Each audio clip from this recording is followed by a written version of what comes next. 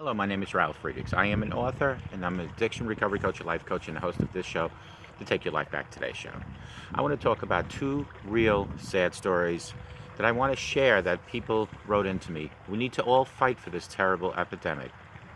Mark Bauer, 18, prescription drugs. As told by his father, since the death of my youngest son, Mark, I have asked myself so many questions over and over again. What if I had talked to Mark more about dangers of drugs? Maybe even spent more time learning about what kids were doing at the time. If I hadn't missed the signs of an addiction problem, would Mark still, today, be alive? There were few occasions during Mark's teen years when we found marijuana in his room. We also knew that he occasionally drank beer. With each situation, I talked with Mark about the stupidity of smoking pot or drinking beer at his age, and then assigned some form of punishment. Although I worried about these activities, I never saw this as a life-threatening behavior. In no way did I believe that Mark had an addiction problem. In the spring of his senior year, Mark seemed to have turned his life around. He was just completing high school and was looking forward to the future. Teachers and counselors alike at his school all spoke highly of him and how he seemed to maturing. There had been no recent incidents of pot smoking or beer drinking. On a Thursday in late May, Mark went to school, played basketball against the faculty and staff, and then went to work that evening. It was truly a good day for him. He was looking forward to a camping trip to Shenandoah National Park a few days away and to his pending graduation the following week. The next day, Friday, my son, Mark, never woke up. He died from a mix of prescription drugs. The autopsy revealed high levels of oxycodone, morphine, and amphetamines in his body. I never knew that Mark was using prescription drugs, and I don't recall ever talking with him about the dangers. Unfortunately, the problem with trying to predict the past is that there is no conclusion. We can't go back and change what has already happened, and there are no do-overs. Mark's life here on Earth is over. His story is complete, and there is nothing I can do to change that.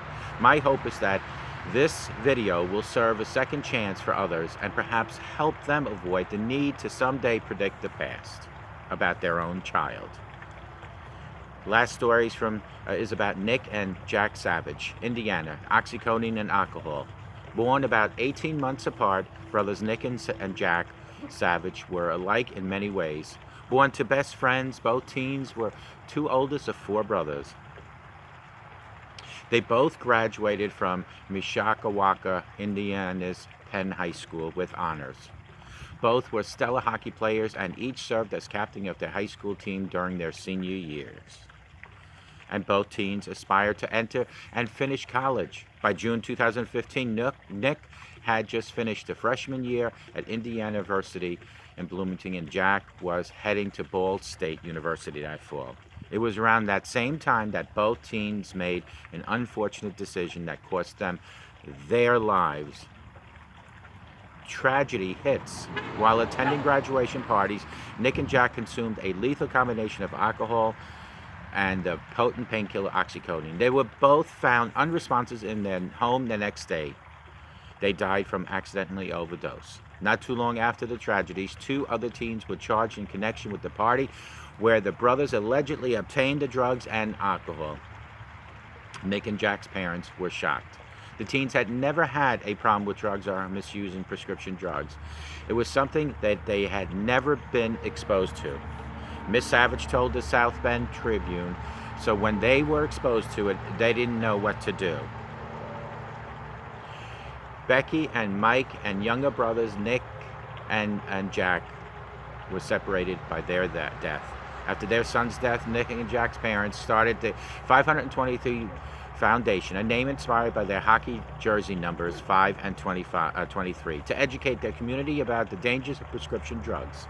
It's trying to get the point across that you don't have to be a drug abuser to die of an overdose, Miss Savage told the South Bend Tribune.